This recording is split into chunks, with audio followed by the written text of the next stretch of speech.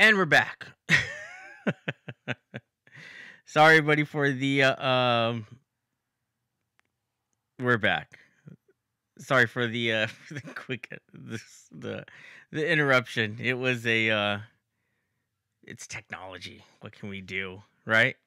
So, getting back into it. We were talking about the Kevin Fujihara stepping down from Warner Brothers amid some accusations based on the Hollywood Reporter. Again, it's the let me get back to it. So yeah, some allegations that are made.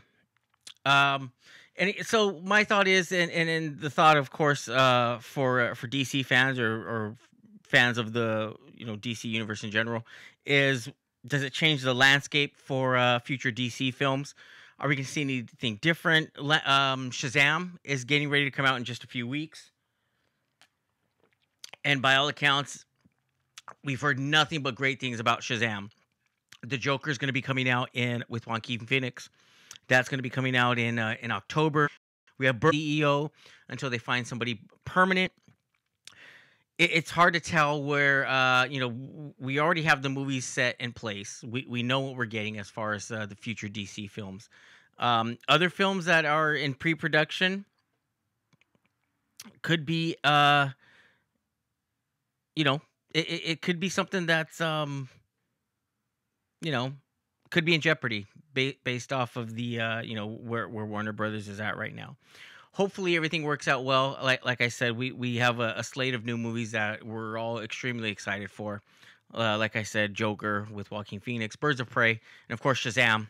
So all those things, we're really looking forward to it, and we're hoping that it it follows through. It stays with the movies that we have on par, and we're looking forward to it. But yeah, it's just hard to see or to tell where Warner Brothers is going to go from here. We really don't know. So, you know, remain optimistic. It's maybe it's a good thing that there's somebody in charge who's going to be taking care of the DC movies. We don't quite know yet, but hopefully, they'll find somebody that is um, just as much a fan of DC and all those intellectual properties as much as we are. So hopefully it works out well. Our fingers are crossed. Warner Brothers is looking good. Like I said, they have James Wan's Aquaman made $1 billion. Wonder Woman made $821 million. So, we still also have the Harry Potter spinoffs. So there's still a slate of good movies that are out there and could potentially be coming to theaters. It's just it's going to be interesting to see who they're going to get to replace the CEO who just stepped down, and where that CEO's vision is going to go. Is it going to be more standalone films? Is it going to be maybe just creating an entire new DC universe? Could the new CEO say, "Hey, we want to make sure that we have our Man of Steel locked in. Let's get Henry Cavill back locked in for another Superman movie." It's hard to say where it's going to go, but we think Warner Brothers is looking good right now. So yeah, my hat's off. Hopefully everything works out for them. Looking forward to see where they're going to go with it. We'll move on to the next one, and that is that was big news also. Really, really big news. James Gunn is returning to Marvel, Disney and Marvel. He's coming back for Guardians of the Galaxy 3. It the news was really big. A lot of people are happy to see him come back. And again, a little bit of controversy with his firing. So James Gunn was fired back in July of 2018. This was right before San Diego Comic-Con. And he was going to be promoting and bringing his new movie that he executive produced and co-wrote, Brightburn. He was bringing that to Comic-Con. And if you haven't seen the trailers yet, it looks really, really good. Looks super cool. It's the premise is basically somewhat of a Superman type of individual who is not good. Is ultimately kind of like a bizarro Superman, and the trailers look phenomenal. It looks really creepy. It's a horror movie, and yeah, Mr. Muggenwill, he is doing Brightburn, so he did executive produce that. He's an executive producer on that. And but like I said, they were planning to bring the movie to Comic-Con last year, and amid the the scandal with the decades old tweets, the things I guess he said in jest and jokingly were brought back to light 10 years later, and Disney ultimately thought, well, this doesn't look good for our company, because Disney is a company that very much protects its brand. It's very protective of its IPs, its intellectual properties, and its brand. And having a director of that status, you know, saying things that is not within Disney standards, they may have gotten a little scared right off the bat, and were a little hasty and and quick to fire James Gunn. Well, when he was fired, the entire cast of the Guardians of the Galaxy said, "Hey, man, we want James back." There was some thought of, and I put it out right away. I remember being at Comic Con last year, San Diego Comic Con, and as soon as we learned of James Gunn's firing, I put it on social media. Hey, what about Taika Waititi, who directed a really really funny movie, What We Do in the Shadows, vampire pseudo documentary, really really good. If you haven't seen it, you gotta check it out. And also directed Thor Ragnarok. I remember putting on social media like, "Hey, man, I'd love to see Taika Waititi take over, and if James Gunn truly is out, it'd be really cool to see him, Waititi, direct Guardians of the Galaxy 3. I think it fit in well for his style of directing." His name was batted around, and ultimately he even took to social media and said, "Look, I have no desire to do this. I have no desire to basically step into somebody else's house and orchestrate what needs to go on in that person's house," meaning James Gunn's property. So he was supportive of James Gunn the entire time. And just a few days back, it was announced that James Gunn has been rehired for Guardians of the Galaxy 3. And I mean, he apologized for the stuff that he said. He knew that it was in bad taste. Um, it's, but like I said, Disney is very protective of their look and their brand. And I think that was a little bit quick to pull the trigger on that one. Um, let's see some of your comments. Intergalactic Mojito was talking about Brightburn. Looks like what would Michael Myers do with Superman's powers? That's a little too far from me. Mr. Mugenwill said, "What exactly is Brightburn's mask?" I don't know. I can't tell quite yet. There's a lot in the trailer, and I was hoping we were going to get a lot more during the panel for Brightburn last year, and yeah, we're not getting a whole lot. So, and they're like, I'm here saying, I think what happened with Roseanne, Disney did not want to take any chances. True, it could have been, kind of some residual feelings after the Roseanne thing, and they just wanted to do it very quick, and I think they were a little too quick on the James Gunn thing. James Gunn's social media manager should have deleted those old comments, or he should have gotten rid of them.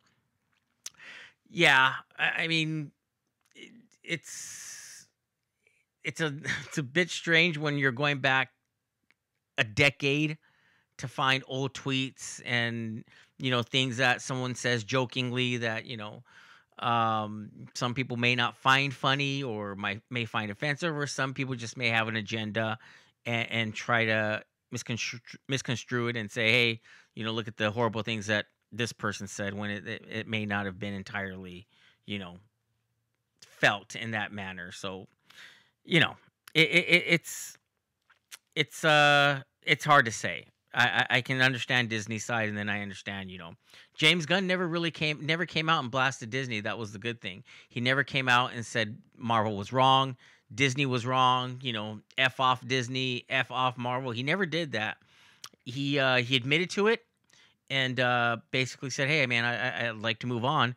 And I mean, DC or DC Warner Brothers was quick to offer him a job because he's still going to be doing the oh gosh, it's escaping me right now. He's still doing the DC movie. It's totally giving me a brain meltdown. Um, Suicide Squad.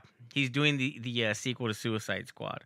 So yeah, it's interesting. He's playing both sides right now. He's gonna have a DC movie coming out and a Marvel movie coming out. Are they gonna be compared? I hope not, because it's two different properties, two entirely different stories, two entirely different type of settings.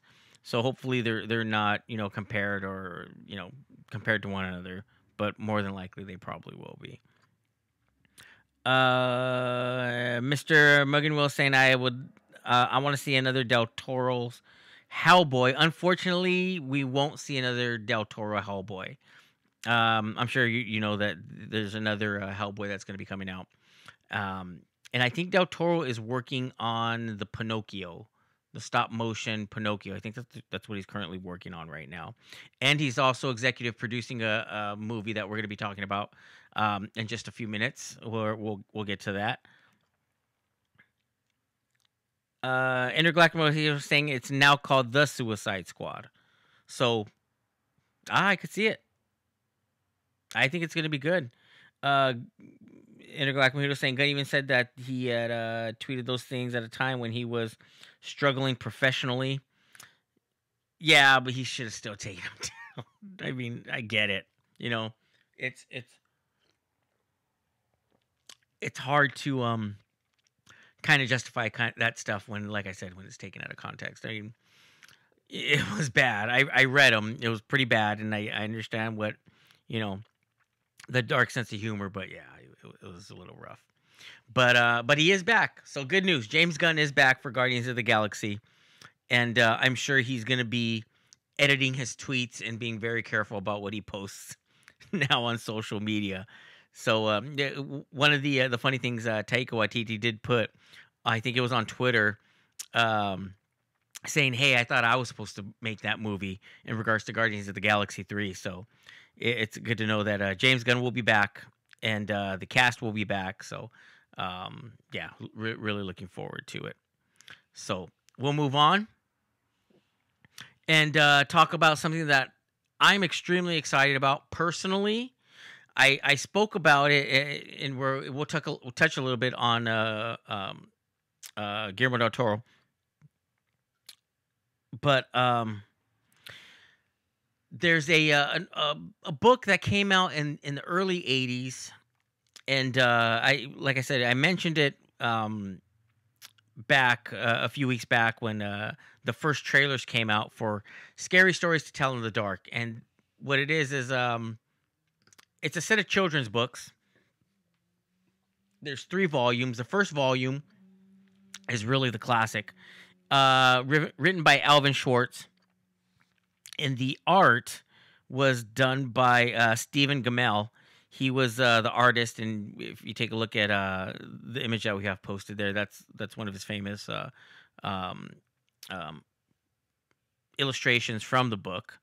But Guillermo del Toro is executive producing a movie about the books, and it's going to be a series of short stories, and it's all going to intertwine with one main plot for throughout the movie. These books were banned in libraries. They were banned. You couldn't get them. Like I said, at public libraries. Some bookstores wouldn't sell them for kids. They were basically folklore, and they were twist on folklore and old ghost stories, and some of the things that were most alarming for a lot of people that didn't want their children to read it were the images and the illustrations. They were somewhat graphic.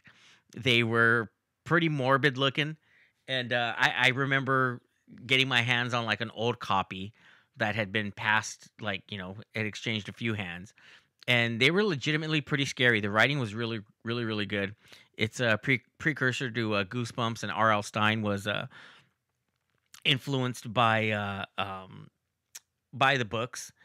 And we know now that, like I said, there are a series of trailers out because they are making a movie out of it, out of the books, influenced by the books. So, Mr. Mugen was asking, were the drawings in black and white? Yes, they were. They were black and white illustrations, and they were pretty morbid and dark looking. It's probably one of those things that if you saw the book, it would probably cause you to, or have you, it would remind you of the books that you probably read them when you were a kid. Because like I said, you couldn't really, when I was younger, you couldn't really find them in libraries. If one kid had them, you kind of passed it around, and everybody would read it or share it. And by the time it got to you, it was all ripped and pages bent, and you know. Mr. Mugen was saying, I remember a girl with spiders coming out of her skin face. Yeah, it was stuff like that. Um, but what's pretty cool is that there's a documentary that's coming out about the books themselves. So there is going to be a documentary, and it's going to be coming out close to the time that that the movie will be coming out. But Scary Stories to Tell in the Dark documentary will finally come out on July 16th. The highly anticipated documentary will hit Blu-ray and video on demand through Wide Eye Releasing, and it's coming out just a few weeks before the big screen adaptation arrives in theaters. There will also be a very limited theatrical release for the documentary of the book. So this is a documentary specifically about creating the books, and they're gonna have they're gonna be interviewing different authors, people who've been influenced by the book. We'll probably see Guillermo del Toro in it, I'm sure.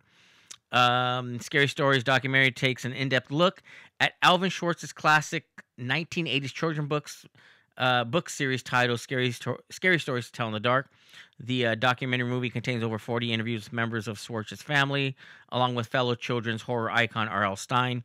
In addition to the normal movie, the Blu-ray comes with bonus features, including many more interviews and other bits that were cut due to time constraints. The first trailer for the movie was released back in 2017, and it looks like a whole lot of work went into creating a tribute to the book series. So, again, we are getting a documentary based on the books that's going to be coming out right before the movie, and the movie looks great. They released a series of trailers during the Super Bowl, and in my opinion, I think those were the scene stealers, man. Those were the trailers that they got a lot of buzz on social media, on Twitter, and I mean, I was excited to see them all on the big, or on the all on the screen, man. It was really cool to see the artwork and some of the you could say the monsters from the trailer were very, very true to the book and the illustrations that I remember as a kid. So I'm extremely excited to see it. I'm really, really looking forward to see it. And that comes in the summer, and that Scary Stories to Tell in the Dark. Uh, I don't know if it's going to be marketed as a children's style horror movie, kind of like this Goosebumps. I don't know, because it looks a lot darker. And I don't know if you guys have seen the trailer yet, but it looks super, super dark. Um, Mr. Mugen was saying, my elementary teacher read us those stories. Nice, nice. My fourth grade Intergalactic Mojito saying my fourth grade teacher used to read scary stories to my class, but I don't know if it was from the same book. Yeah, they were, because they were banned. They kind of had like a bad rep. It was. I mean, yeah, it was kind of gross about eating toes and stuff, and it got pretty descriptive in the book, and the illustrations didn't help it any better. Stephen Gamau did the illustrations, and I had mentioned it before. I can't remember. There was a publisher that put out a special edition book, 3-book set, and I believe it was available on Amazon. And a lot of people were upset with that series because the original Stephen Gamel artwork wasn't included on the books. They were redone or re-illustrated by another artist, and they kind of lightened up the tone, and the illustrations weren't as graphic, weren't as morbid as the original ones. and a lot of people just kind of dismissed it because they didn't like it. They really wanted the original illustrations in the book. So if you find them, they're probably not going to have the original illustrations. It's a 3-book series, but yeah, it's a great book. You know, if you can find them, get them. Um, you know, torture your kids with them. Intergalactic Mojito saying Goosebumps are not scary. Yeah, they're not scary. Hey, Robert showed up. What's happening, Robert? Good to see you. Thanks for hanging out. Robert saying he in the 8th grade watched Creep Show. Oh, see, I was still really little when Creep Show came out. I was super little. I wasn't in the 8th grade. I was a lot younger than that. So, Intergalactic was saying if one of the stories is about a ghoul looking for his bones, then that book is for sure the one that my teacher was reading to us. There were 3 books. I believe the first book came out in 81, I want to say. And I think it really built up some momentum about 1983 or 84, because I don't remember reading them till I was about 10. When I only read the first book. I didn't read the other 2. I couldn't get them. I couldn't get a hold of them. So, yeah, it may have been a variation, but I do remember there were a lot of other books, children's horror novels or horror books, horror short stories for the most part, that kind of were in that same vein. So I do remember reading some other ones when I was younger, some other horror stories for kids, so supposed to be for kids, and yeah, they were pretty dark. So yeah, it was a long time ago. I haven't cracked it. I haven't cracked the book open for Scary Stories to Tell in the Dark in well over X amount of years. So it's been a long time. But I'd love to get my hands on one again and just revisit it just for nostalgia's sake. So Scary Stories to Tell in the Dark, Scary Stories documentary coming July 16th. It'll be on Blu-ray. I'm looking forward to it. And then just a few weeks later is Scary Stories to Tell in the Dark. That's the actual full-length feature film, executive produced by Guillermo del Toro. So look for those. And it's I think it's CBS Films that's putting that out. So anything else that you guys want to talk about? I know we had a little bit of some technical issues earlier, but we are up and running now. Anything you guys want to bring up? Intergalactic Mojito talking about my nervous system was still developing when I was a kid, so in no way could I survive Creep Show, especially the part with the cockroaches. Creep Show is another film. I saw that on VHS, and they did. Maybe I can try to pull that up for you as I, excuse me, as I describe some of the stuff for Creep Show. There is a new Creep Show television series coming, and they did, and it's going to be executive produced by Greg Nicotero, who is, of course, doing the show, or he's not the showrunner, but he's executive producer of Fear the Walking Dead and The Walking Dead. And Greg Nicotero was he's the practical special effects guy, but he was an assistant to Tom Savini on the original Creep Show movie. So Tom Savini, of course, at the time, or still is, he's a special effects master. He's the guru of practical visual effects when it comes to zombies, makeup, blood effects, splatter, all that stuff. Dawn of the Dead, all those great horror movies of the 80s. Tom Savini had a hand in it in some way. But Greg Nicotero actually worked on as an assistant to Tom Savini when Greg Nicotero was a young lad, up and coming. And I wanted to show you the Creep. So, like I said, Shudder TV is, and we spoke about this. We talked about it a few weeks back. But Creep Show is coming back, and I'm not saying coming back, but not in theaters, but it is coming to a. There's the image. It is coming to the Shudder TV, and that is affiliated with AMC. And of course, like I said, AMC is the one that broadcasts The Walking Dead. Executive produced by Greg Nicotero, and they are coming back with coming with a TV series. and it's going to be 30 minutes, and it's going to be a series of short stories, just like the movie. But they did have an image of the creep, and I want to show it to you guys. Let's see. I want to pull it up for you guys right here, so that way you guys can check it out. It actually looks pretty darn cool, and it really is a throwback and a tip of the hat and a nod to the original Creep from Creep Show. So as soon as that pops up, I want to show it to you guys. But again, it is coming to Shutter TV. They do have, I believe, there's 5 or 6 episodes that are completely written. And it's being reported that Stephen King is writing an episode. We don't know much about it. It's kind of tight-lipped. They're not saying much about it, but there is a Stephen King written episode that will be on the Creep Show television series. So if you don't have Shutter TV, try to get it. I think the show's gonna be a lot of fun. A lot of fun for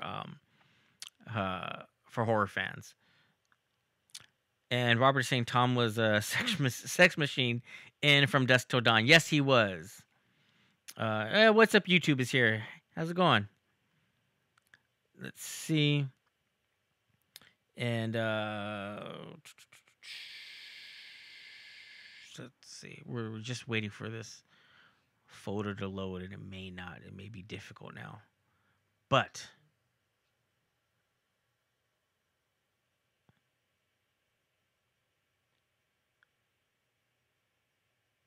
okay.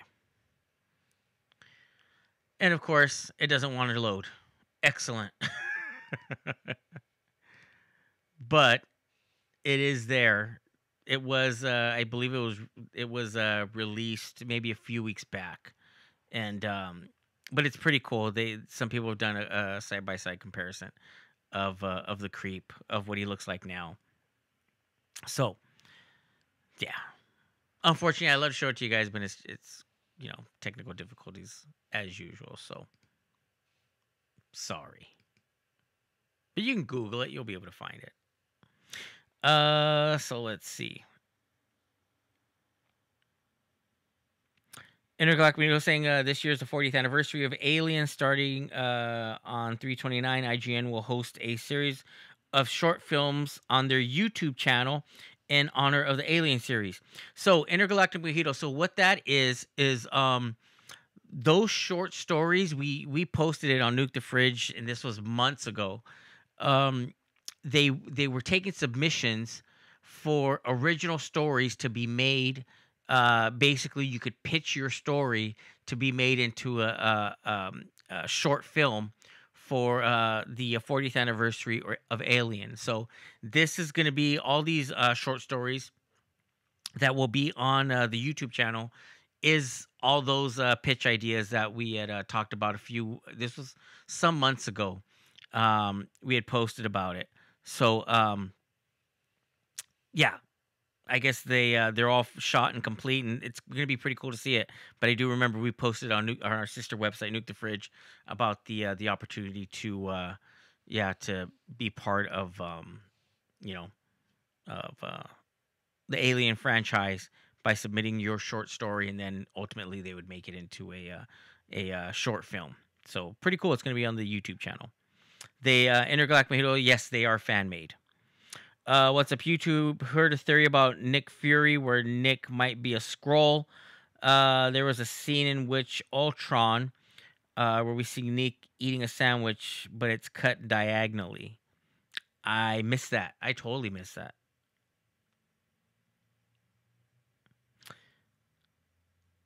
Robert saying, to me, Robert, if you need a co-host, let me know. It'd be an honor to come on the show with you guys. Oh, I appreciate it, man. Yeah, Julio flaked on me. He didn't flake. We appreciate it, man. We appreciate it. Let's see. Robert saying he got he has the 40th anniversary edition of Alien. Pops of really the 40th anniversary. I thought you meant the movie already. 40th anniversary edition of Alien Pops and Ripley and the Alien.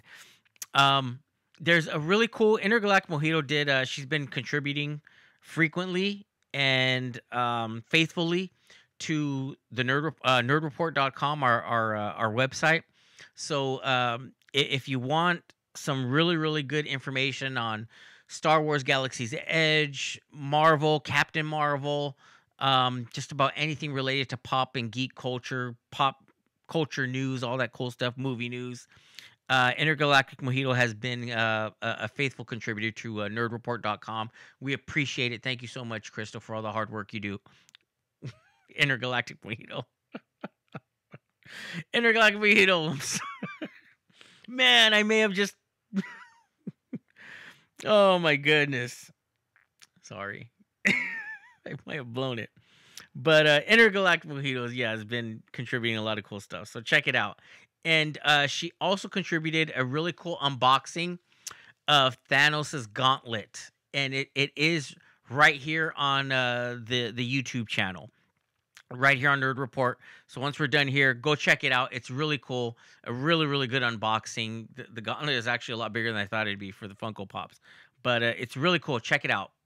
By all means, it's a really cool unboxing. And there's going to be more coming. There's more toy unboxings coming. So stay tuned. Always a pleasure. I think I just told everybody who Batman was. Mr. Wayne. I'm sorry. A few weeks ago, Lance Henriksen posted on his Facebook channel that there are 2 TV series based on the Alien franchise in the works. I didn't know. Yeah, I didn't know that. You know, I'll be honest. I've kind of fallen out of love with the Alien movies and series and franchise. It's very hit or miss for me, and it's the same with the Predator. It's very hit or miss. It's kind of like a love-hate relationship. Right now, I'm out of love with it. I'm borderline hate on it. So, I mean, the original Alien 1 and then Alien and then Aliens with director James Cameron, just classics. Classic movies.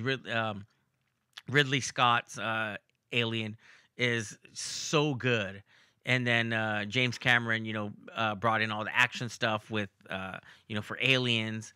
So I kind of stopped watching after the fourth one, and it's still 1 and 2 or the first 2 Alien movies are still my favorite.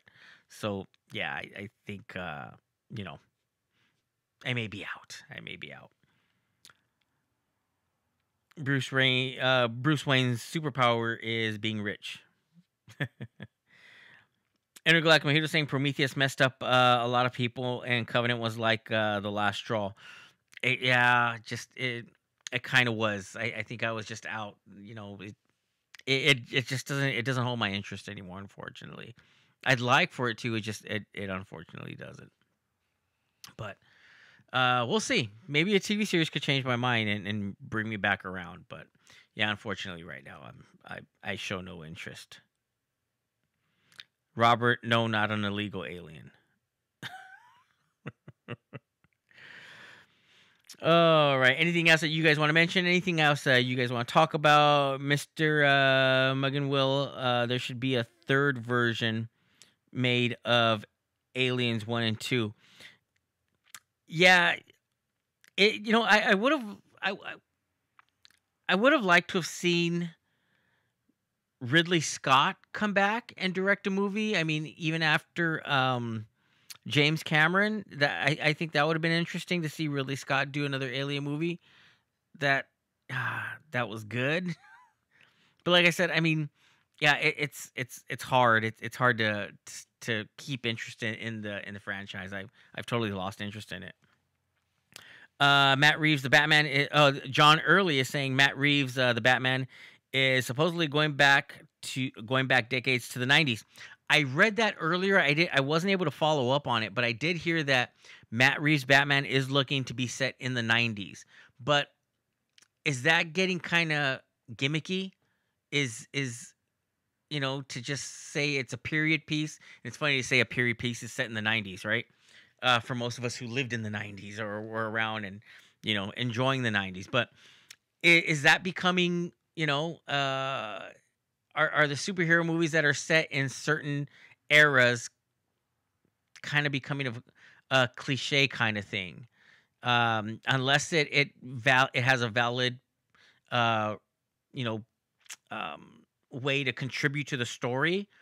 Okay, I can understand it and I can see it. But just saying we're going to set it in the 90s and we're going to have a lot of nostalgia and we're going to, wear plaid shirts and talk about Nirvana and No Doubt and, and have all these little things for like phone booths and things from the 90s that are going to help you reminisce. It gets played out pretty quick for me, but I'm still looking forward to Matt Reeves' Batman.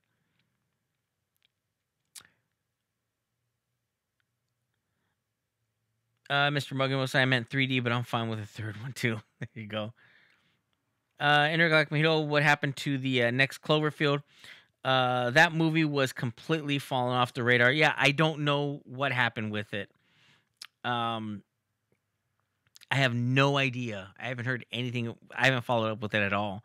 That one, that movie. When you talk about movies that fell off the radar, it's that movie stands out to me. Cloverfield, and so does Trick or Treat. Directed by Michael Dougherty. They were talking. There was a lot of talk about a part two, and of course, Trick or Treat is Sam, the little. He looks like a little kid, but it's actually wearing the pajamas and the burlap mask kind of thing. But when you mention Cloverfield, it totally reminds me of Trick or Treat. That these were movies that were going to have sequels, and yeah, Trick or Treat just completely fell off the radar. I don't know what happened with that one, and yeah, same with Cloverfield. I don't know what's going. I have no idea what's going on with that one. Robert saying, when is Avengers Endgame tickets going on sale? April 2nd. Yeah, I have no clue when Endgame is going on sale. It's hard to say. It's gonna have to be soon. I would say within the next. It has to be maybe within the next week. I mean, because we're already mid March. I'm probably gonna say either this week or next week that we'll see tickets go on sale for Endgame, because it's gonna have to be fairly soon because we're coming up on it.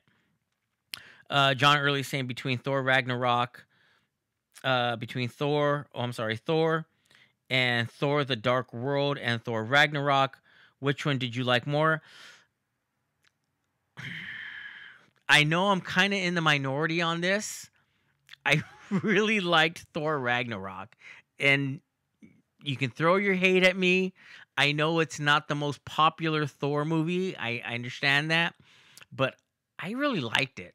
I liked it a lot, and I know there's some of my colleagues are not happy with the fact that I like Thor Ragnarok. That probably is one of my favorite Thor movies. It's really good. It's enjoyable, but I know it's not a popular choice, but I do like Ragnarok. Intergalactic Mojito saying Florence Pugh from Fighting with My Family was just added to the cast of Black Widow. Ah, I didn't know that. And Intergalactic Mojito also saying Marvel's Agents of Shield. This is their final season. Yes, season 7. Endgame could be going on sale right after Dumbo comes out, and yeah, I think we were giving away tickets for Dumbo. I think they were advanced screening passes for Dumbo. That was our sister website with Nuke the Fridge. We were giving away some stuff on there. So,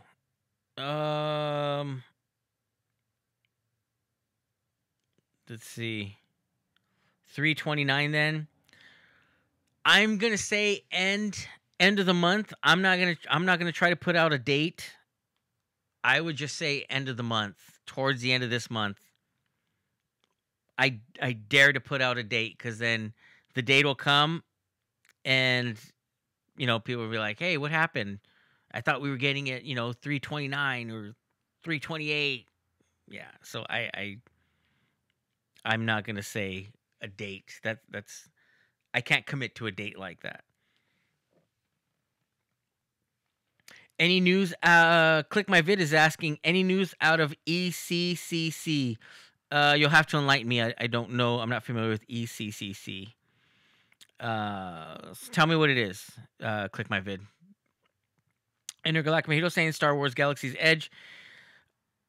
Intergalactic Mojito, really? You got to bring up Galaxy's Edge. You know I'm still sore about that and how this is all playing out. We've had discussions personally, and it's stressing me out for Galaxy's Edge. Intergalactic Mojito saying Galaxy's Edge visits during May 31st through June 22nd will require a reservation if you are staying at the Disneyland Resort during those dates. You will automatically be given a reservation. And I'm calling BS. That is such BS that they want you to buy a package at the Disneyland Resort, which is I've looked into it even before Galaxy's Edge. Like just to stay there, for a couple nights. My daughters always wanted to stay there for a birthday celebration. I looked into it; it's expensive. I mean, just to spend a night there, you're looking in easily about $500 just to spend a night there. It's just I can't justify a purchase like that. So to have it linked in to first come first service for Disneyland Resort guests, staying at a hotel. I get it. They're making money off of it. I understand capitalism. I understand Disney is here to make a buck and to try to make some money because they've spent so much money on Galaxy's Edge, so I understand.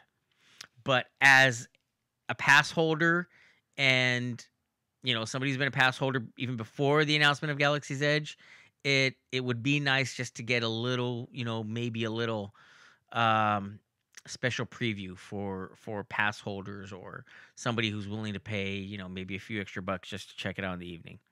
So that's just my thought. It'd be nice if we could get that, but I don't think we're going to get that for Galaxy's Edge, unfortunately. John Early, I think Captain America 1, 2, and 3 were more consistent than Thor 1, 2, and 3, but that's just me. No, I agree. They were like the Thor movies were almost like different universes. They were so inconsistent, and I get it. Different directors, different visions, different ideas. But the Thor movies were like, if it wasn't for Thor and certain Marvel characters, you're like, dude, this is like an entirely different world. I'm watching a DC movie and I'm watching a Marvel movie. Yeah, no, I totally agree. They're entirely different. I guess that's kind of the appeal, but they're vastly different types of universes in that movie or in that universe. Robert is saying, shared on Facebook and Twitter, Intergalactic Mojito CBS streaming service will air Jordan Peele's Twilight Zone on April 1st. I think that's that's going to be I think it's another pay service. I can't afford to pay any more streaming services, man. Disney Plus, Netflix,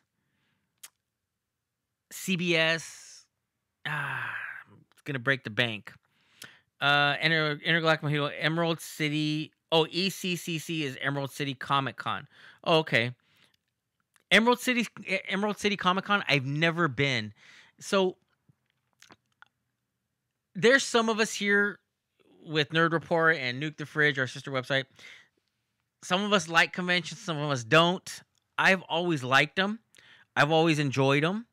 I think I've said it before. I think pretty sure I've said it before. My first visit to San Diego Comic Con was 1994. 1994 was my very first visit to San Diego Comic Con, and it's changed drastically since that time.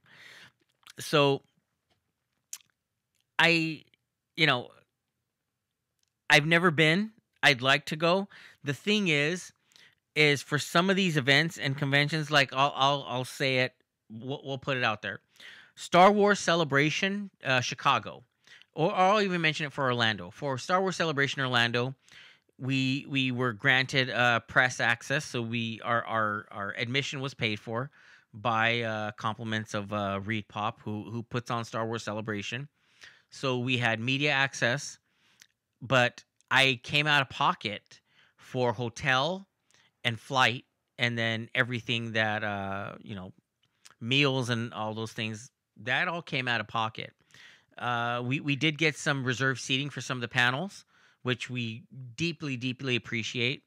Um, but for the most part, all those expenses came out of pocket, with the exception, of course, like I said, were passes for the event and some reserved seating that we were granted so we can cover the event. Everything else came directly out of my bank account, and it hurt. We were going to do the same thing for Star Wars Celebration Chicago. I rented a hotel, or I'm sorry, I reserved a hotel. Was preparing for to book flights.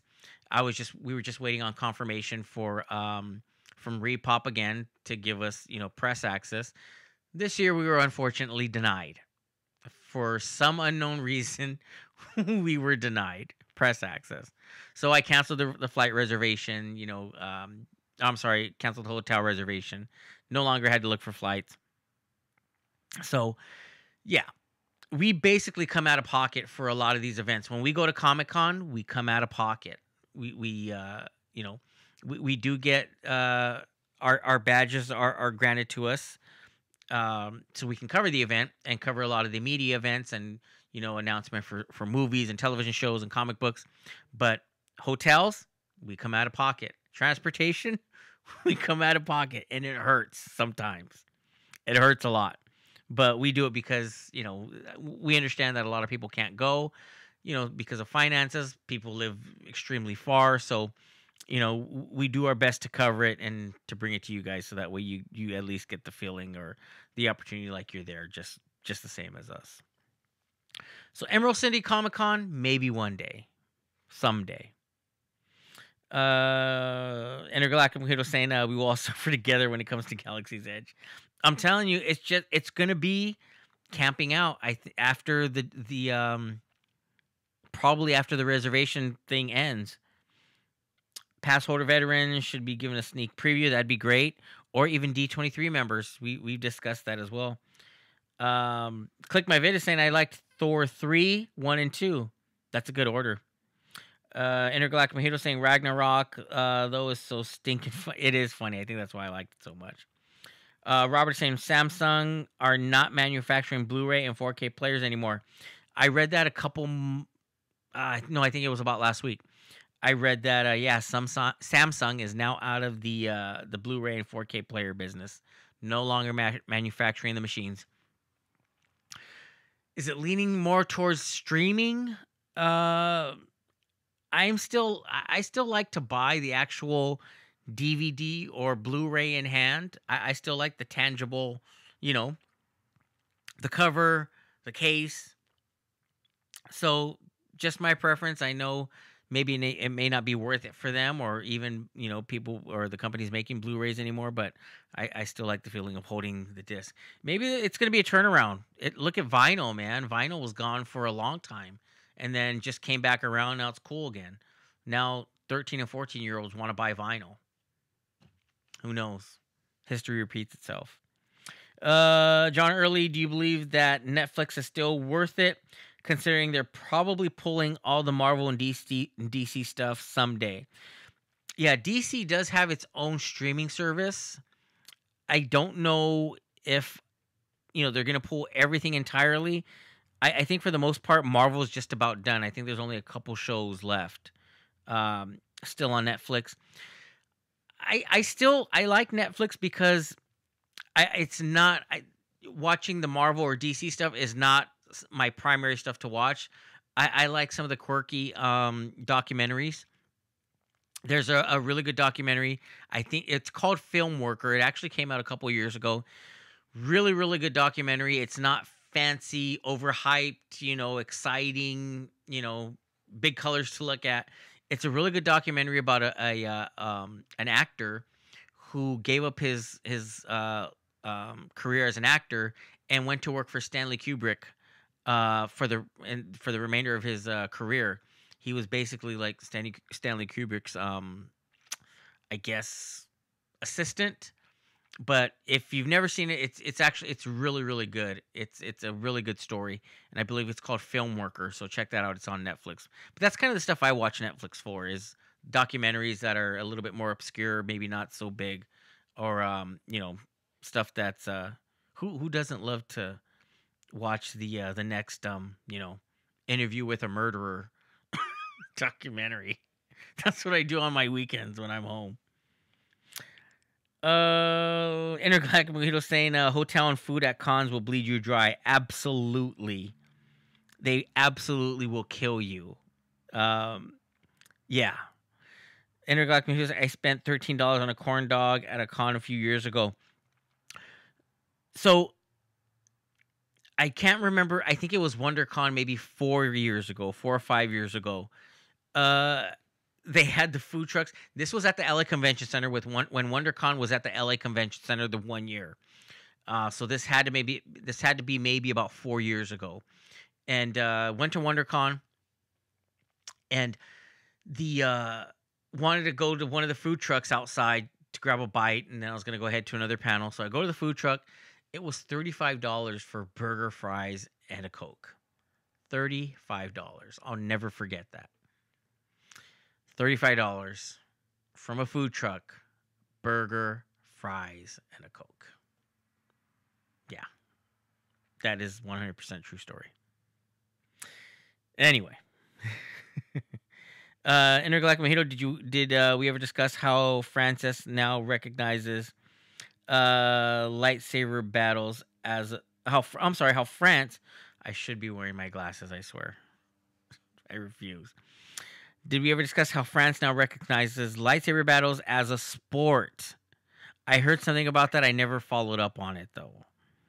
John Early saying Netflix had this documentary called "What the Health," and basically they said all processed food is bad for you. I would think so. I try not to eat that processed stuff. Try. Jed Elias, do you think the opening for Us movie will be better or worse than Get Out? I'm thinking it's going to be better. I've heard really, really good things. We kind of we're kind of getting the gist of the movie though. This is one where I don't want to see any more trailers for it because the more trailers we're seeing, a little bit more insight we're getting into what the possibilities of the movies are, and I'm sure it's going to take a really cool and different spin. But I don't want to see any more trailers. I stopped watching the trailers for Us because I really want to be surprised on where this movie goes. So no more trailers for me. I stopped. But I think it's going to do better than I think it's going to do a lot better than Get Out. I'm hearing a lot of good things about it. Same with really quick, Intergalactic who's saying con food trucks are delicious but super expensive. Yes, they are absolutely expensive. Robert, drink your coffee and wear your glasses. Yeah, they're I didn't bring them out here, so I gotta bring the comments up to my eyes. What I did want to mention is South by Southwest. There are early, not reviews, but early reactions for Pet Cemetery, and for the most part, they look pretty favorable. It's hard to sometimes gauge a reaction. It's akin to, in my opinion, it's just akin to when someone does like reaction videos to trailers. Come on, man, really? You're when I watch a trailer, I'm probably the least I'm the lowest reaction that you're gonna get when I watch a trailer. I'll just sit there and stare. That's basically me watching a trailer. I might get a little smile, get a little excited, but come on, jumping up and throwing my arms around and flailing, for a trailer, I really generally don't do that. But it's the same for when you see some of the reactions for movies when you get an advanced screening and they'll tell you don't post a review. There's an embargo on the review, but we want you to post a reaction, and your exclamation point, greatest thing I've ever seen. Remains to be seen. But I am hearing good things about Pet Cemetery, so I'm looking forward to that movie. Intergalactic was saying Ezra Miller is toying with the idea of writing a screenplay for a Flash movie in in a bid to retain the role. I read that also. I think he's writing it with somebody else. I think he has a co-writer for it, because he does want to continue to play the role in the movies. So I liked him. He was probably one of my favorite characters in Justice League. I really liked him. Ezra Miller was also very very funny in the movie with Amy Schumer. It's gonna escape me. Somebody's gonna know it. But he has this really awkward scene in a hotel room with her. It's it's really funny. You gotta check it out. It's really funny. You guys would like it. John Early saying I don't like Ezra Miller as the Flash at all. I'd rather they get a replacement for Miller. Yeah, I liked him. I liked him a lot. I really liked him in that role. Like I said, he was probably my favorite part of that movie was Ezra Miller as the Flash. Intergalactic Media was saying I read one of the most amazing film reviews for us. The reviewer is reputable and said that it was nothing like you may have that you may imagine the movie is about.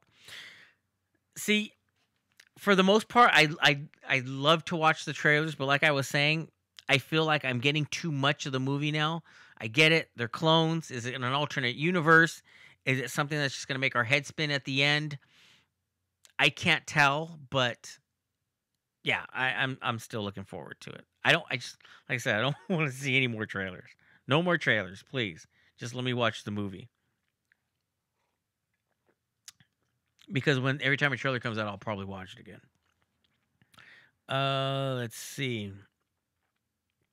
Anything else you guys have thoughts on? Anything else you guys want to bring up?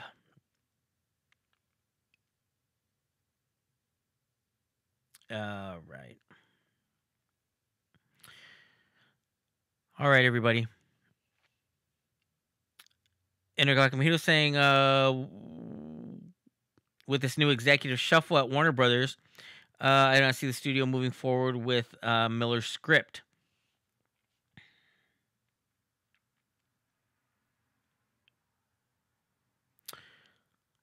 Yeah, I don't. It's like I was saying earlier. Yeah, it's hard to see where if that will even be made.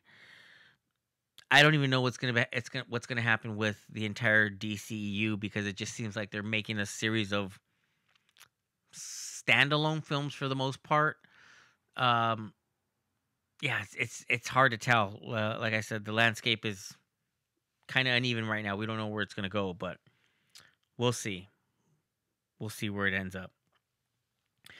Jed Elias, Rotten Tomatoes has Pet Cemetery at 100% right now. It seems like Paramount is repeating plans of 2018, having a decent to bad kids movie, Gnomes, and a very good horror movie, Quiet Place, Pet Cemetery. I'm not much into the kid movies, so I'm looking forward to it. Really looking forward to it. To Pet Cemetery. John Early saying Shawshank Redemption and The Green Mile are some of my favorite films. Very good movies. The Green Mile is heartbreaking. Such a good movie. Um, I forgot the actor's name. I met him at a concert one time at the Shrine Auditorium out here in Los Angeles, right by USC. It's a old building that they used to hold the Academy Awards in. If you're not familiar with Southern California, but yeah, it was. I met him at a concert. Really, really nice guy. Intergalactic Mojito, I thought Ezra did a good job, but my first loyalty is to Grant Gustin. Okay. Do I have the box office numbers for the weekend? No, I do know that Captain Marvel still took it though. Uh, oh, there you go. Robert, not me, put said that Captain Marvel made $69 million. Still good numbers. Still really, really good numbers. And we did do a review on Captain Marvel. It was myself, Julio, and then a good friend of mine, Rick Huerta. I've known him for a very long time. He's a huge comic book fan. He also had a movie podcast for a little while. If you haven't seen that, our review on that, we pretty much went in depth on Captain Marvel. Things I didn't like about it, things I did like about it. Overall, I liked the movie. There's I know some of us on our website didn't like it. I liked it, enjoyable, but I did have. I'll say it right now. I, just like Pippin the dog should have been eaten in the Meg, I'll still revert to that. That dog should have been eaten by the megalodon. It's hard. I am just as impassioned about that as I am about Nick Fury losing his eye to a cat scratch. No. And I know it's not a normal cat. I know it's not a cat, but no. No. I refuse to accept that. Totally refuse to accept that. It's hard for me to accept that one. I can't do it. Jedediah is saying, do you see Paramount starting their own horror franchise with Pet Sematary in 2019 and A Quiet Place in 2020? So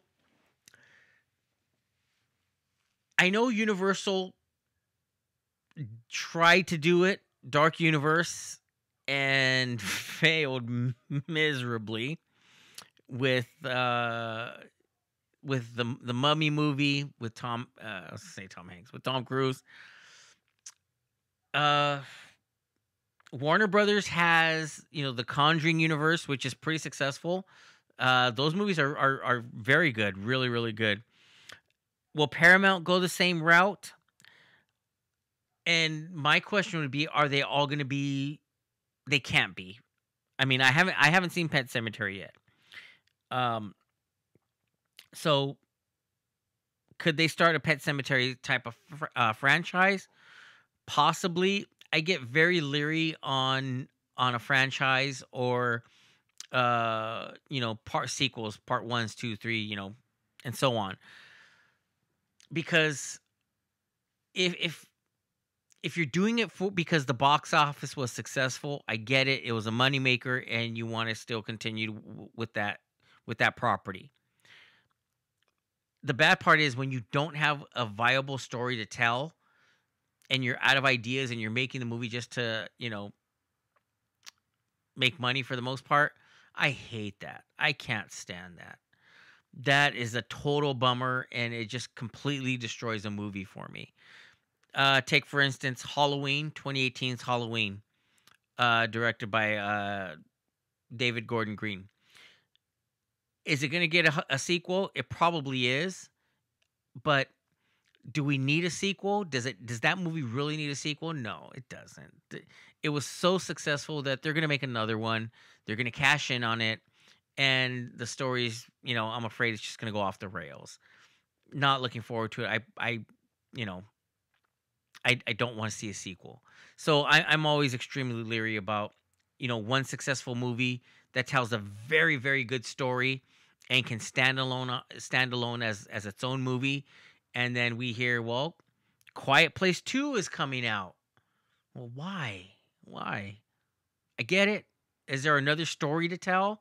Is there more to the story that we didn't get in the first one that now you want to tell us in part 2? Or is it just because, we kind of have somewhat of a BS fleshed out story, so let's just make a part 2? Sorry for I'll get off here. Let me get off my soapbox.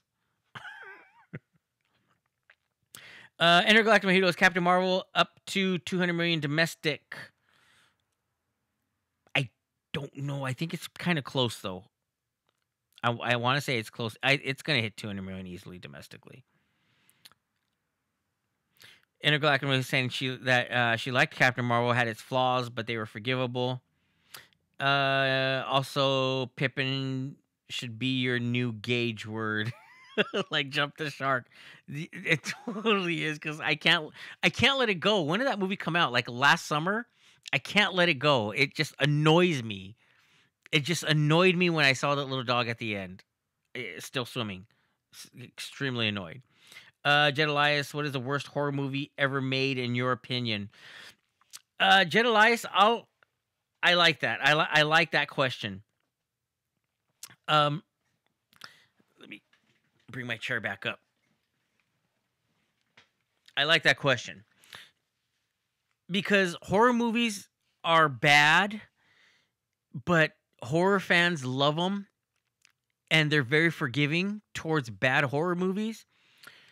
One of my favorite worst horror movie of all time, and I mean, to be realistic, it's a bad movie. It is not a good movie, but I don't know why I enjoy it so much.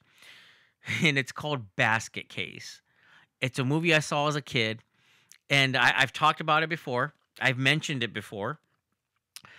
This horror movie, Basket Case, has stop motion animation, puppets, and a lot of gory violence. All the makings of a classic for 10-year-olds eyes, and nudity for a 10-year-old's eyes.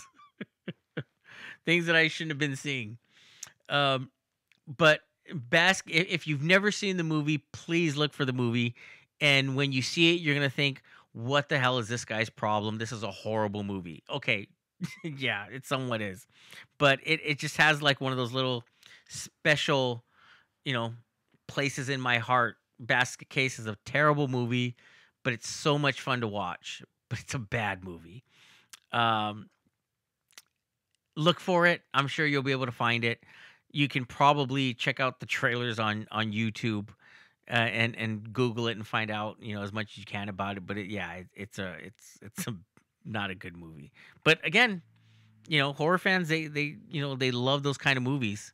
But I'm calling it now. It's Basket Case.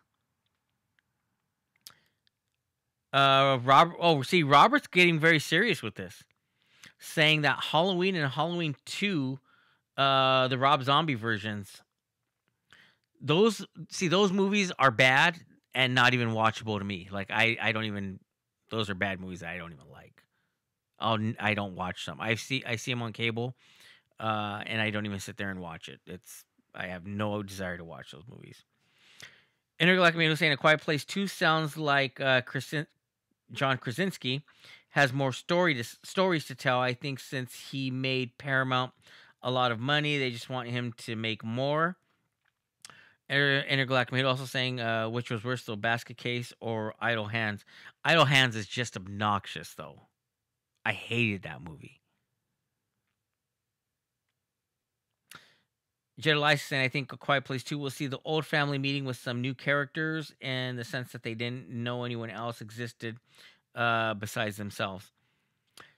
I just felt that A Quiet Place kind of wrapped it up pretty good. I mean, unless there is, a solid story. Like I said, I'm just always skeptical of, multiple or even just a sequel. But yeah, I get very skeptical of it. I'll tell you one of the best sequels ever. And I mean, it's not hard to say that a lot of people agree, but Godfather 2. Now, that was a phenomenal sequel that a lot of people would say even outshines the first movie, the first Godfather. But yeah, Godfather 2 is one of those rare anomalies in movies where the sequel is almost or is at times considered better than the first movie. Empire Strikes Back. I like Empire Strikes Back a lot more than I like Star Wars. Or um, um, yeah. So just my thoughts. Jed Elias, I think quite please. Okay. Hunter Iggy. Sorry, I can't. I gotta bring that a little closer. Nerd Report. The reboot is the first Suicide Squad, and what did you like from James Gunn? I'm sorry, I gotta read this closer. The reboot is the first Suicide Squad, and what do you like from James Gunn on Suicide Squad 2 and Suicide Squad 3? I don't quite understand the question.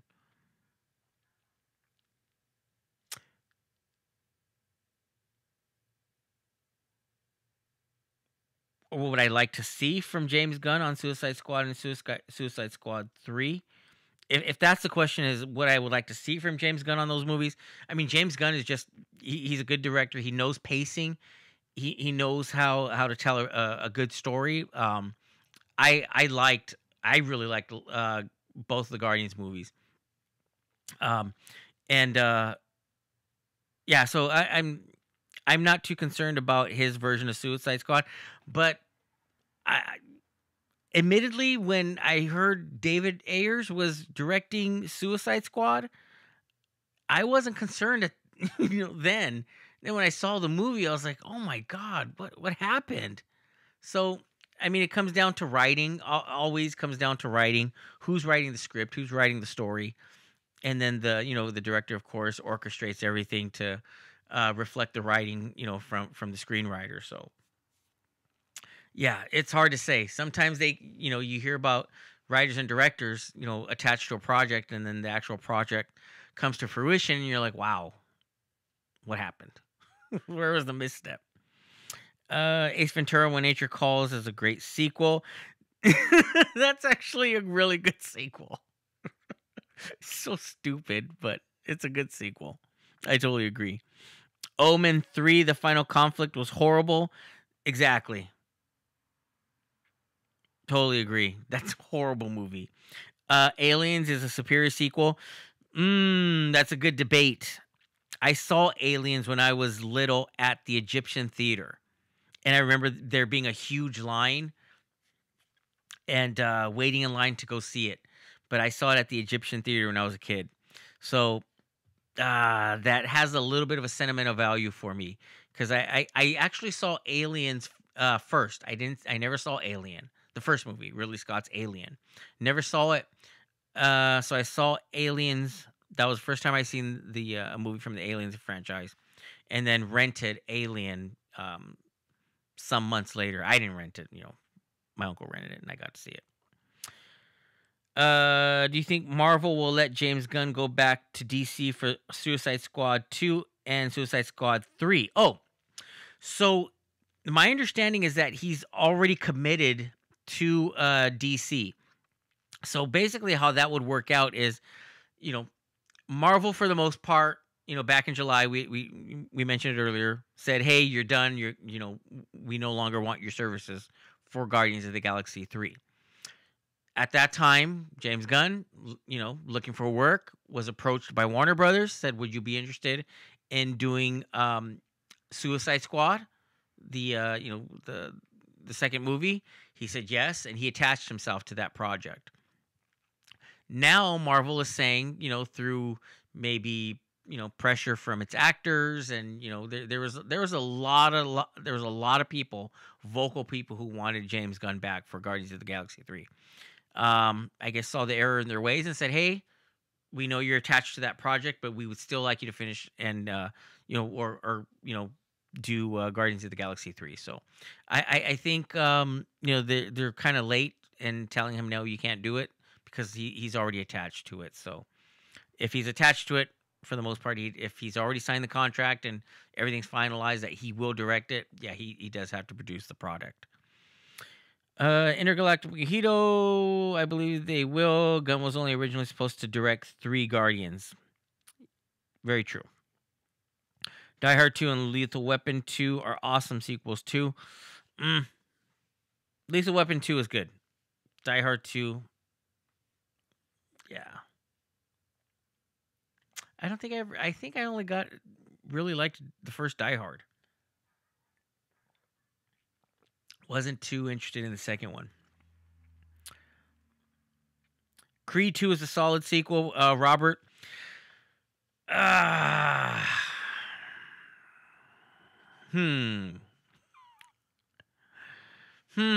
that one. I'll tell you what I liked about Creed 2 was the family dynamic between father and son.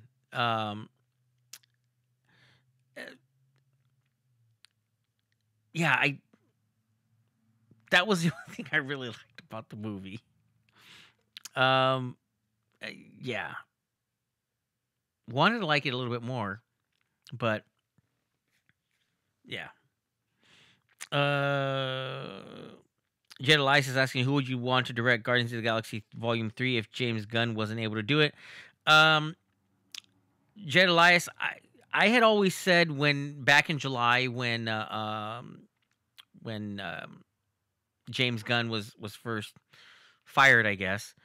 Right away, I threw out the name Taika Waititi, who did Ragnarok and What We Do in the Shadows. Um, so yeah, I threw that out right away. So that was my first choice, and I thought that would be a good fit. But um, yeah, I think I said that like at Comic-Con. We put it on our social media, so I got a lot of response. I got a lot of people saying, "Hey, I'd love to see him direct it," and I got a lot of people telling me, "Hey, you're crazy. Shut up and go away." So, you know, can't win them all. Um, Hunter Iggy is asking, "What is your thoughts on Kevin Sujihara stepping down from CEO at Warner Brothers, and who is your pick to replace him?" So, uh, we we talked about it a little bit in the beginning of the show, and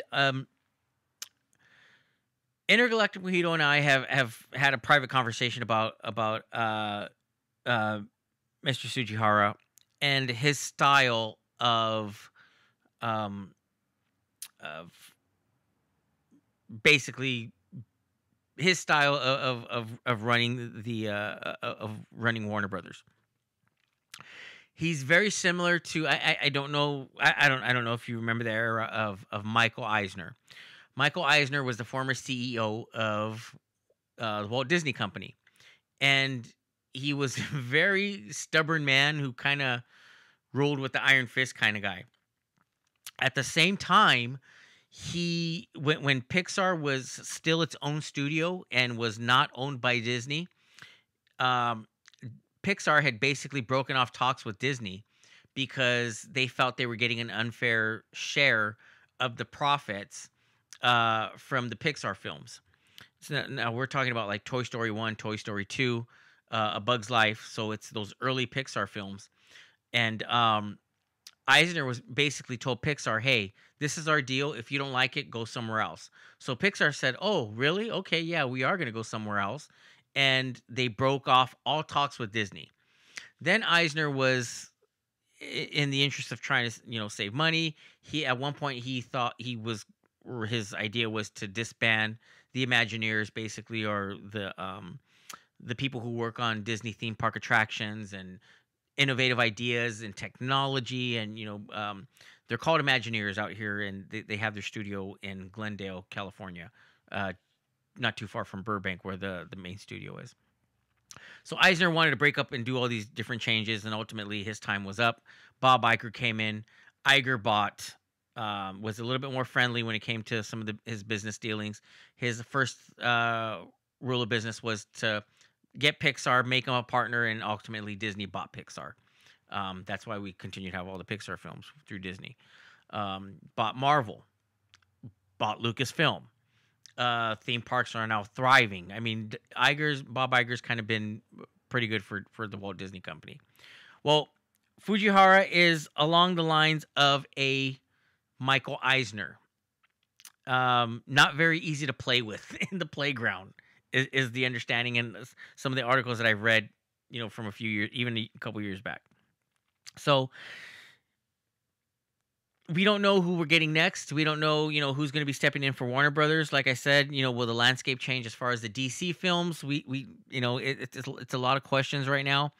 I'm hoping that maybe they will eventually get something together and maybe come up with a DCU, a DC universe, where all these movies can be intertwined and be connected at some point. But that's going to take some time, and it won't be done with an interim CEO. That's going to have to be somebody that's going to be in there for the long haul and hopefully see the whole thing through at Warner Brothers. So we'll see what happens with it.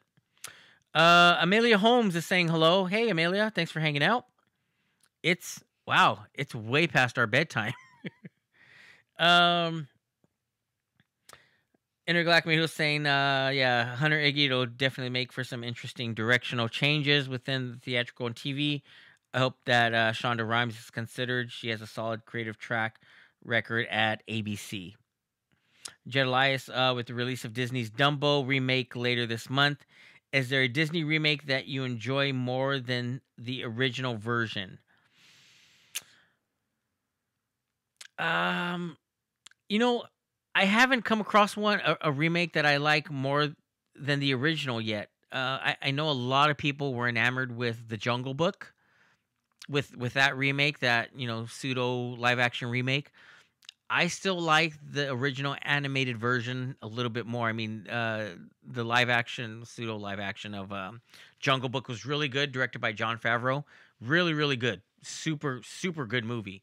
But I still like the animated version, the original version, just a little bit more. So, yeah, I haven't come across one as far as a Disney film that a remake that I really liked. I thought Beauty and the Beast was a lot of fun. I thought it was a good movie. I still like the animated version more, a little bit more. And I'll tell you my one gripe with Disney's Beauty and the Beast, the live action film, was the Beast's face, the CGI face. It completely would take me out of the movie. That was my major gripe with that film. Um, Movie was great, singing was great, dancing, loved it all. I really enjoyed it. I liked it a lot. But the Beast's face was just too CGI for me. I don't want to say animated. It's just a little bit too CGI looking for me. So kind of took me out of the movie. Um, Intergalactic Mojito saying Iger, referring to Bob Iger, is thinks like a fan, and that has been to our benefit. I agree. Um, Amelia Holmes, Spring Break. Oh, cool, cool. You're on spring break. You get to watch more of the movies that you haven't watched it. Oh, excellent. Imperial Jess, just joining, so don't know what's going on, but Lion King live action thoughts. Lion King live action, dude, it's hard not to get choked up during the trailer. We were at I think Intergalactic Mojito was in there when they showed us some exclusive footage at D23. Oh, no, it wasn't last summer. Was that 2 summers ago already? I can't even remember, but I was in the live action panel for D23, and when they showed us the Lion King, and it's basically the trailer. Damn, it was hard not to get like a little emotional. It was so good. So damn good. Lion King looks amazing. It looks I That's probably the one where I may say I kind of like uh the remake a little bit more than the animated movie. But yeah, Lion King looks phenomenal. Looks really, really good. Intergalactic Mojito Jungle Book remake was just okay. It wasn't bad, but I always loved the animated version. Same here. It's the King Louis, the Louis Prima, King Louis. That's what I love so much about the original Jungle Book. Uh, can James Gunn go? Hunter Iggy's asking, James Gunn go back and forth from Marvel Studios and DC Studios for movies. I don't know if he's going to be going back and forth. What I do know is that he is done. Guardians of the Galaxy 3 is going to be the final film. And I mean, he's up to basically continue wherever he wants to work from there. Like I said, I think he's already committed to the Justice League movie. I'm sorry, not Justice League. Strike that. To the um, Suicide Squad movie, or the Suicide Squad, and so he's committed to that. And then he's going to continue with the third and final installment for this version of Guardians of the Galaxy, which is going to be Guardians of the Galaxy 3. Intergalactic Mahil Beauty and the Beast gave us more great music. I love the Broadway feel. Totally agree. The Beast face was, yeah, it was a tough sell. It totally was. That one kind of bummed me out. I saw that at El Capitan, and yeah, it, the face, it didn't jive well. Um, Imperial Justice talking about James Earl Jones, which is so great for for Lion King. So Yeah, he's doing the voice for the Lion King, and then of course we got Star Wars episode. Well, not not in this next Star Wars, but hey, you never know. Intergalactic 2017 D23. See, all the conventions and all the events, they kind of just meld together. I can't even. It was only a year ago, and I'm already like losing track. You're saying I cried while I sang along to Circle of Life during the Okay, so yeah, because I remember we spoke, and I don't remember which one you weren't in. I think it was the animation panel. You told me you Intergalactic Mojito. I think it was the animation one that you told me you weren't in that panel. That was where we saw like the early um, Incredibles 2 stuff, and then some of the other animated stuff. But yeah, that was when I think that you said you weren't in. But the live action panel, that was phenomenal. Really good. Um, Imperial just saying you love El Cap, planning to see Endgame there. Yeah, we were talking a little bit earlier about when tickets are going to go on sale, and I'm anticipating probably they're going to do. I don't know if they'll do the full. I mean that'd be a hell of an event if they did the full, uh, Marvel Cinematic Universe marathon. That would be huge. I don't think they'll do it though, but they'll probably play Infinity War and then Endgame. Um, Hoping to line up for Star Wars this year. So the one I'm telling you, I'm really looking forward to, and I'm totally gonna nerd out for and geek out for, is a Toy Story marathon at El Cap. Now we don't know exactly; it hasn't been set in stone. It hasn't been officially announced, but I'm looking forward to seeing a Toy Story marathon at El Capitan. Um, so that'll be in June. So I'm like really looking forward to seeing an El Cap Toy Story marathon. So we do have some stuff coming up for Toy Story as well, and unfortunately I can't go because we'll be at CinemaCon. I wish I could tell you about the Toy Story thing coming up soon. I am a little hurt because I'm not going, but we got a good guy going. He's going to cover it. I can't tell you anymore. Um, Imperial Jess is saying they did the marathon last year, so maybe yeah.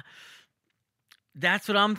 That's what I was thinking too. Is I know they did the marathon, so they might. That'd be crazy. That'd be like the insane. I do the Star Wars marathon every year since Force Awakens.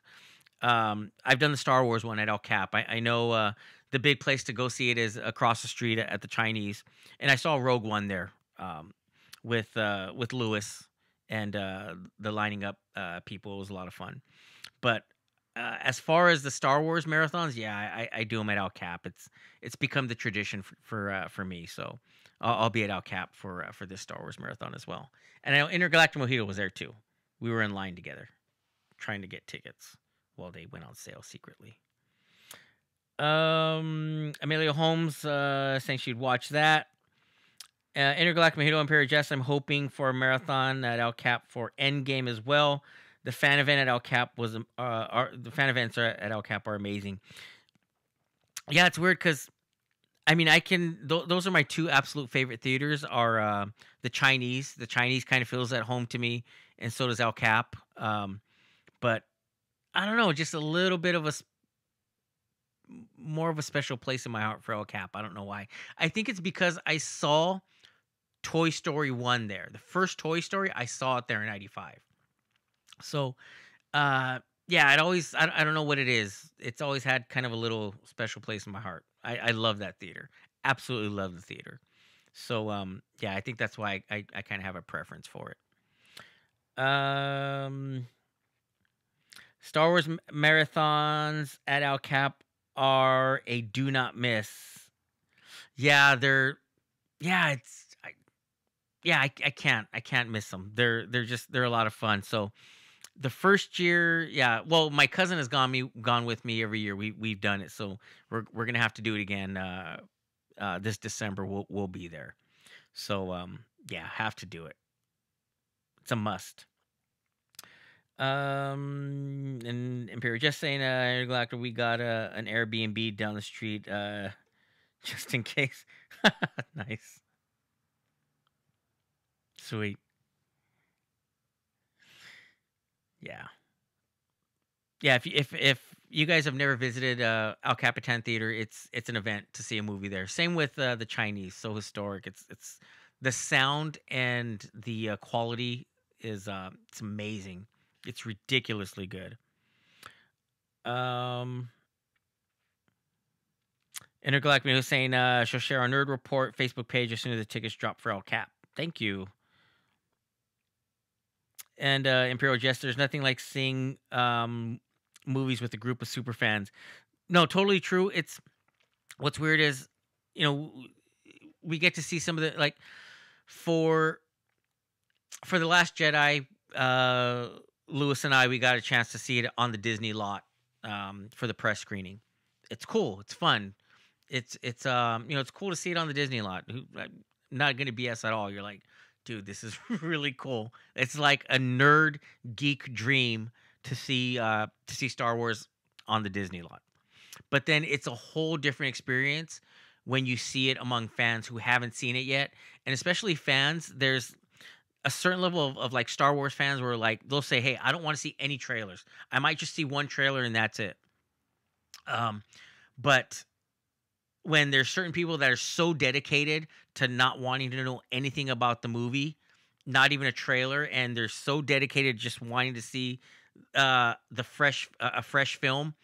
I mean, it's such an awesome experience. It's you know, like the vibe in the air is it's really cool. So yeah, there's nothing like seeing it with an excited group of fans. But I can probably say when Toy Story 4 comes out, we're all gonna be crying in El Cap Theater. I already know it. Uh, John earlier saying kill for pizza.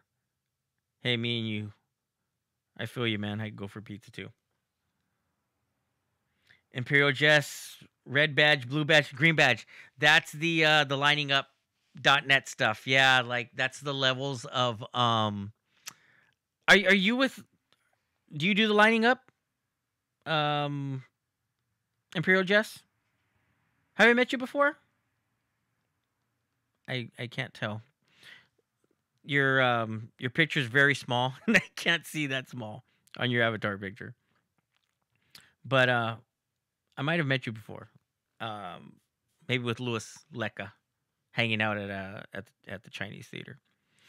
Intergalactic Media Disney Lot is another incredible place to watch movies. I saw the first Avengers on the lot and it was surreal. Yeah. Imperial Jess, yeah, we've met. Yeah. Okay, cool.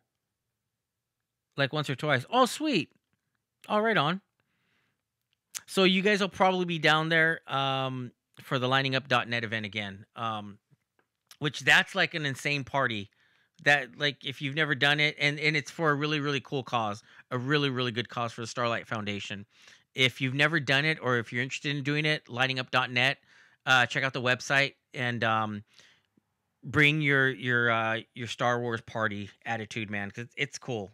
I was down there like a few times, but yeah, it's super super cool. It's a lot of fun. It's a lot of fun to be down there, but I'll say my preference is still Al Cap slightly. All right. I think it's past my bedtime.